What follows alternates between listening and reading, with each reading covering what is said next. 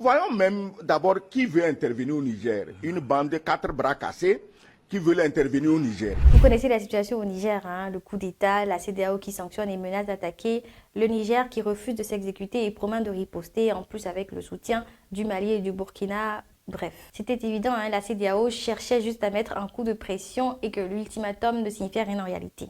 C'était un pari, mais un pari risqué. Parce que oui, c'est déjà arrivé par le passé en 2017. La CEDEAO est intervenue en Gambie pour forcer Yaya Jammeh à céder le pouvoir à Adama Barrow. Mais le Niger n'est pas la Gambie et les réalités ne sont pas les mêmes.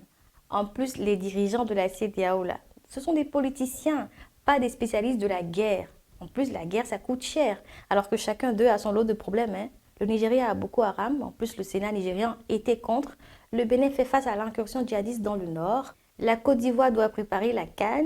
Au Sénégal, Macky Sall doit gérer son Branco, etc.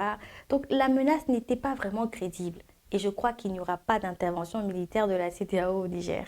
Malheureusement, le problème d'un ultimatum, c'est que quand il expire et que rien ne se passe, celui qui l'a posé perd en crédibilité. Et c'est ce qui arrive à la CEDEAO. En plus, elle s'est tirée une balle dans le pied, a toujours trié les faits sur lesquels elle doit véritablement agir.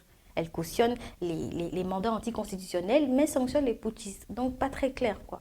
Les Africains veulent réécrire l'histoire, changer de partenaire, ouvrir les yeux, c'est louable. Mais est-ce que défier la CEDEAO et la ridiculiser comme ça, c'est la meilleure des solutions?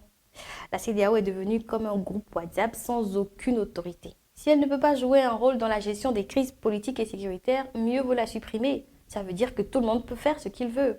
Et parce que cette institution n'est plus crédible, monsieur dans la vidéo juste avant menace ouvertement et publiquement des présidents, des chefs d'État élus. Si ça continue comme ça, dans quelques années, la CEDEAO ne servira plus à rien.